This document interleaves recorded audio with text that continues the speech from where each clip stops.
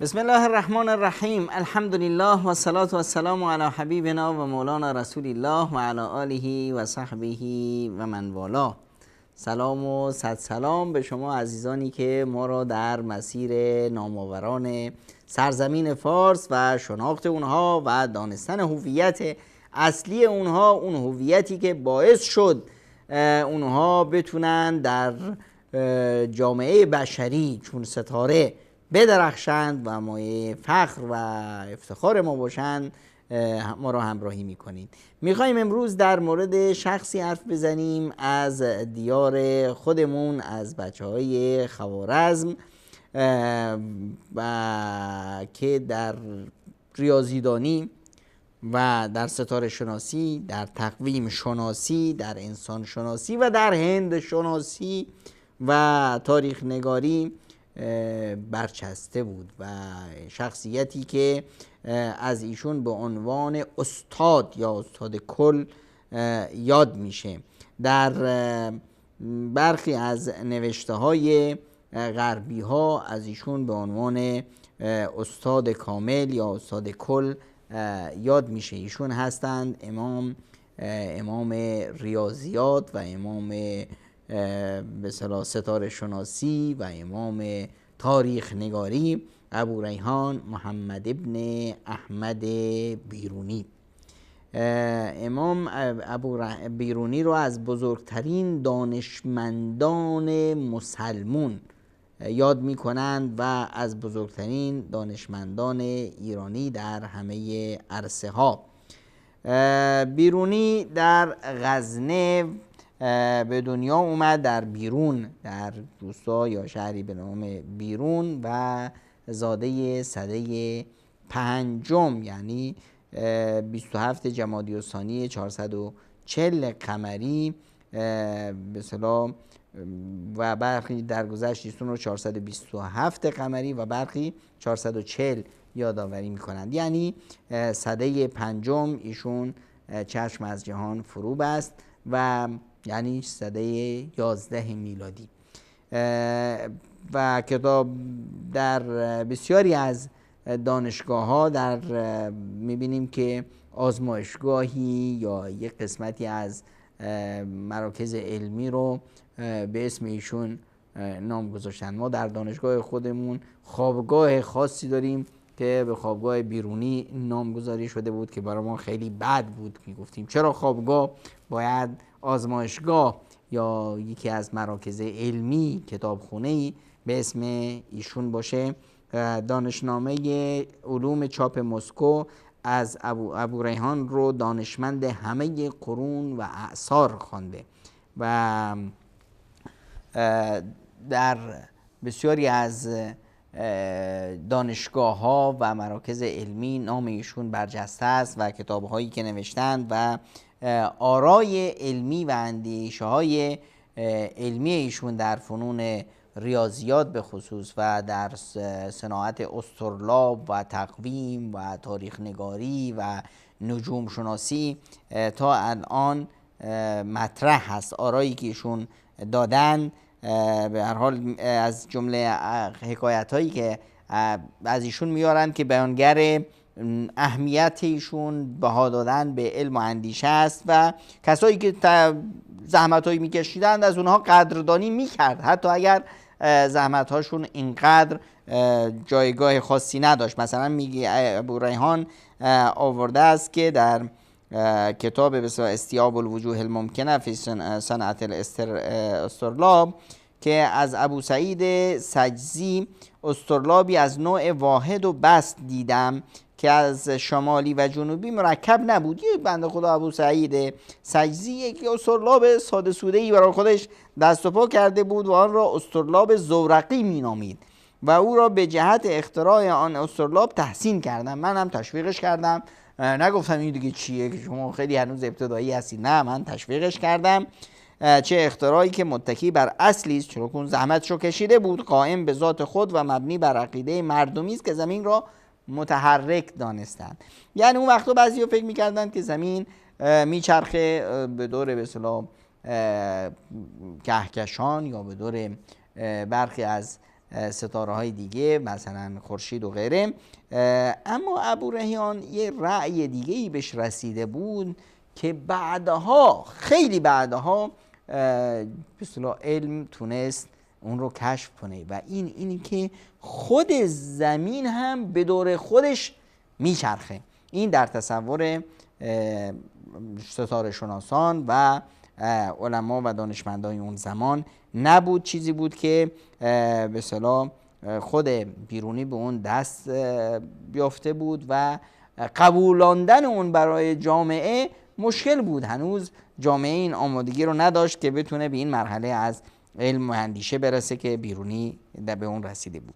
بیرونی در کتاب اسطرلاب روشی برای محاسبه شعاع زمین هم ارائه میکنه که به اصطلاح خیلی دقیق هست. بعدها کتاب قانون مسعودی ابوریحان عملی کردن این روش توسط خود رو گزارش میده. ایشون در شعاع زمین رو در اون سده‌های ابتدایی، یعنی ما داریم از سده 5 حرف میزنیم، در اون زمان ایشون شعاع زمین رو برآورد کرد و فرمودند که به اصطلاح شعاع زمین 6560 کیلومتر میشونه بر حسب واحدهای امروزی میتونه باشه که خیلی به اون چیزی که بعدها دانشمندان رسیدن نزدیک هست. و ایشون در فیزیک هم چگال سنج رو اختراع کردن که با آن وزنهای مخصوص چیزهای رو تعیین میکردن.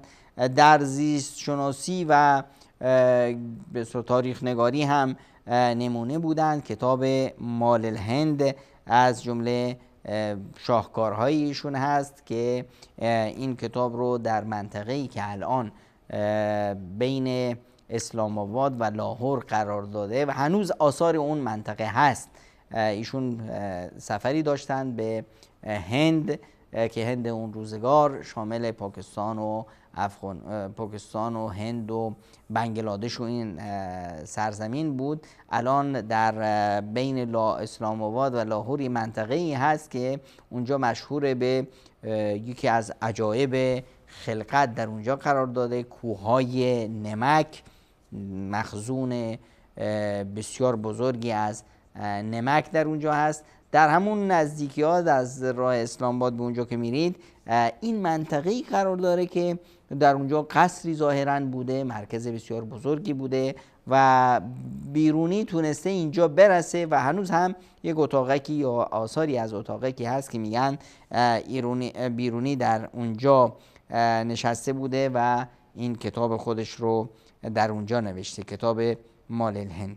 خود بیرونی میگه که حیات جهان بستگی به دانه افشانی و زاد و ولد دارد. با گذشت زمان هر دو این فرایندها افزایش می‌یابند. این افزایش نامحدود است حال آن که جهان محدود هست.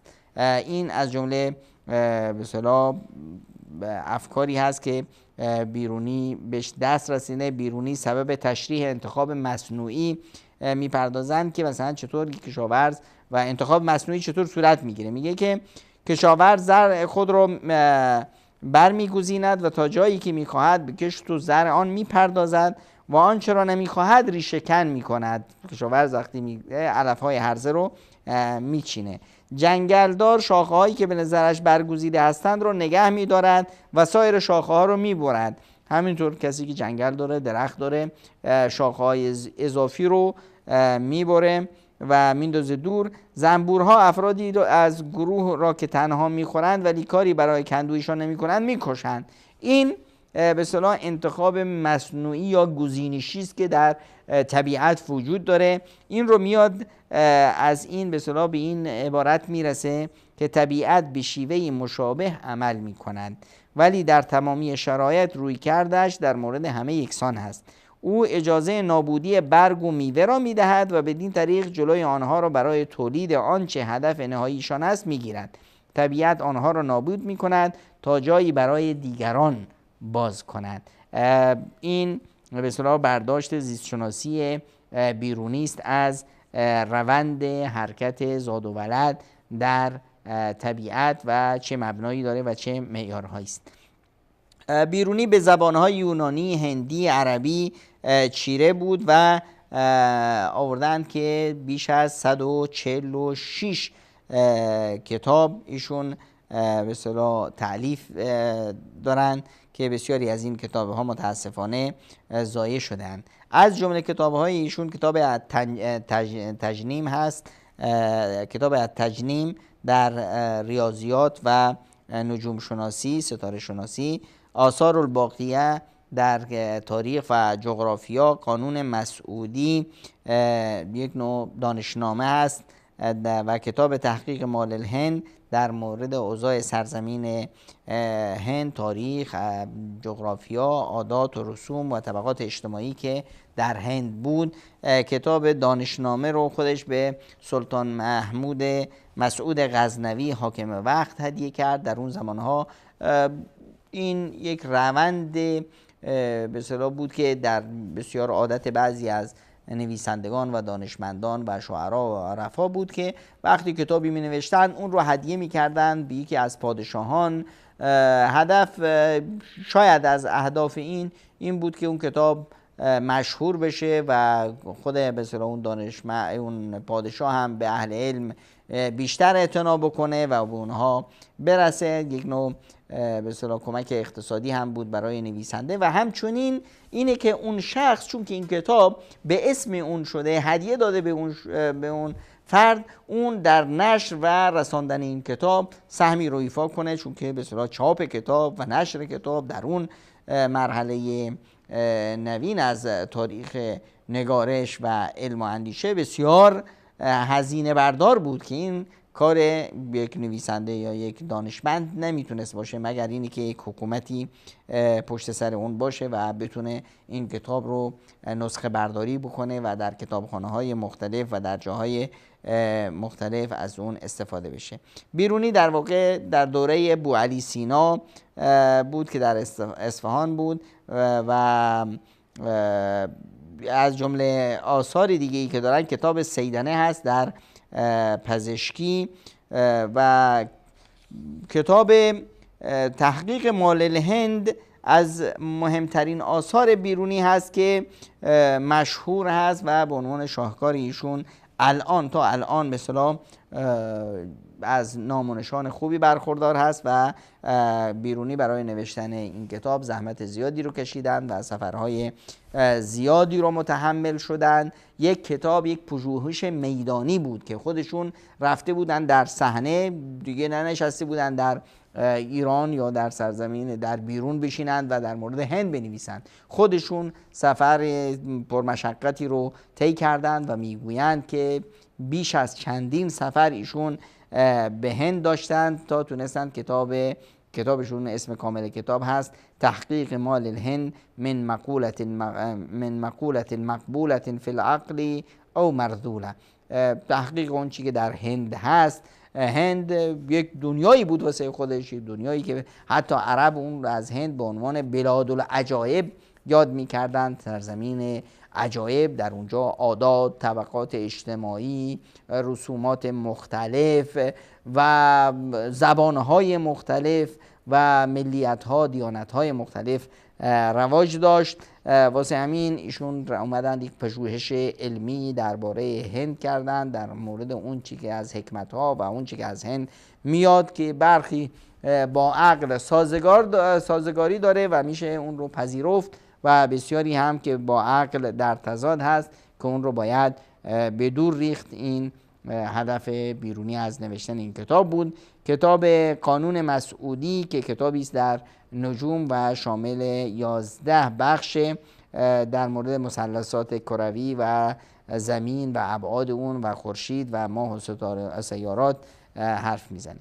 تفهیم لاوایل صنایع تنجیم از کتابی هست که به فارسی نوشته شده و برای چند قرن متن درسی برای دانش آموزان در رشته‌های ریاضیات و فلک شناسی بود. کتاب الجواهر فی معرفت الجواهر ایشون کتاب در به اصطلاح معادن و انواع و اقسام جواهرات و کانی ها و اینها نوشت. در طب هم کتاب سیدنه و کتاب آثار الباقیه فی القرون الخالیه که اثری ماندگار هست که قرنها این کتاب به اصطلاح در پیش اهل علم ارزش خاص خودش رو داشت. بیرونی این کتاب رو نوشت و بعدها این کتاب تصحیح شد و تحقیق شد و چاپ شد. استیعاب الوجوه الممکنه فی صنعت الاسطرلاب، در ساخت اسطرلاب ایشون نقش بسیار بزرگی رو ایفا کردن و اکتشافاتی هم که به ایشون به اصطلاح تعلق میگیره بسیار هست. قضیه خاصیت فیزیکی الماس و زمرد، جزر و مد رودها و دریاها، امکان وجود خلا و کیفیت و چگونگی ساختن عسل توسط زنبور عسل، رست خسوف و کسوف و مقدار حرکت که به اصطلاح ستارگان و افلاک و اینها از جمله به اصطلاح کارهایی بود که ایشون کردن. قاعده و راه برای ساختن یا یافتن جهت قبله و محراب مساجد، همچنین به اصطلاح آلت‌هایی برای ابزاری برای به اصطلاح ساختن دیوارها و شاغول و سمیله و چیزایی مثل این. حتی طرح نظریه‌ای درباره وجود قاره آمریکا هم به ایشون به اصطلاح نسبت داده میشه. ابو ریحان بیرونی در کتاب تفهیم تلاش کرده مقدمات علوم ریاضی رو و نجوم رو به زبانی بسیار ساده برای دانش آموزان شرح بده. در هندسه، در حساب و ریاضیات، در نجوم و در احکام نجوم، اینها همه به اصطلاح در این کتاب مورد بحث و بررسی قرار گرفته. همچنین کتاب تفهیم رو در واقع ایشون به صورت سوال و جوابهایی برای شاگردان نوشته، یعنی بسیار زبان ساده و گویایی میخواد که دانش آموز رو پله پله بالا ببره. مثلا میاره که مثلا هندسه چیست، خب جواب میاد که دانستن اندازه ها و چندی یک از دیگر و خاصیت صورت ها و شکل ها که اندر جسم موجود است. حالا جسم چیه؟ جسم آن چیز است که یافته شود به بسودن و قائم بودن به تن خیش و جایگاه خیش پر کرده دارد و چیزی دیگر از آن که مانند او بود با وی اندر جایگاه او نتواند بودن. بوده ها جایگاه چه چیزند؟ بوده هایی که به اصطلاح درازا و پهنا و ژرفا، اینها رو به اصطلاح و اگر به اصطلاح بود داخلی باشه، اگر بیرونی باشه خب ژرفا نداره، سمک داره، اینها رو بیان میکنه. و اینی که به اصطلاح جهت ها 6 تا هستند، پیش و پس و راست و چپ و عمق و زیر و زبر. سطح رو معرفی میکنه. سطح جسم ناچیز، جسم ناچار بی نهایت نبود، به همه سوها و نهایت او سطح است. خط چیست؟ خط نقطه چیست؟ اینها رو زاویه چیست و فلک چیست، نمیدونم آسمان چیست، فلک یکیست یا بیشتر هست، همه اینها رو بیرونی به اصطلاح با زبان بسیار ساده برای اهل علم و شاگردان معرفی میکنه.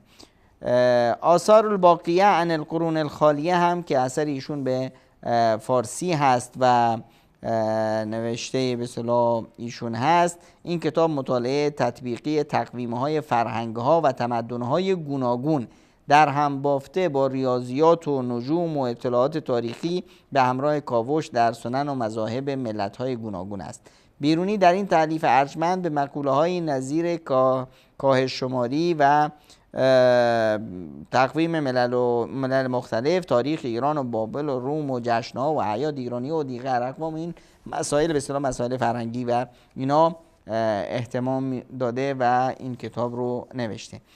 در مجموع این دانشمند بزرگ سرزمین فارس و ستاره درخشان این سرزمین، تاریخ نگار و سفرنامه نگار، فیلسوف، ریاضیدان، فلکشناس یا متخصص علم نجوم، جغرافیدان و زیست شناس و مورخ و پزشک سرزمین ما بود که تونست این همه خدمات رو به جامعه بشری تقدیم کنه. یکی از شخصیاتی که جامعه بشری همیشه به او افتخار خواهد کرد ابوریحان بیرونی است. امید هست که ما با شناخت نیاکان پرتوانمون، نیاکان دانشمند و بزرگمون، سعی کنیم هم نام اونها رو زنده نگه داریم و هم اینی که فرزندانمون رو شوق بدیم و تشویق کنیم که با اونها بیشتر آشنا بشن، اونهایی که در فضای هویت اسلامی، قرآن و سنت تونستند رشد کنند و مایه افتخار جامعه بشری بشن.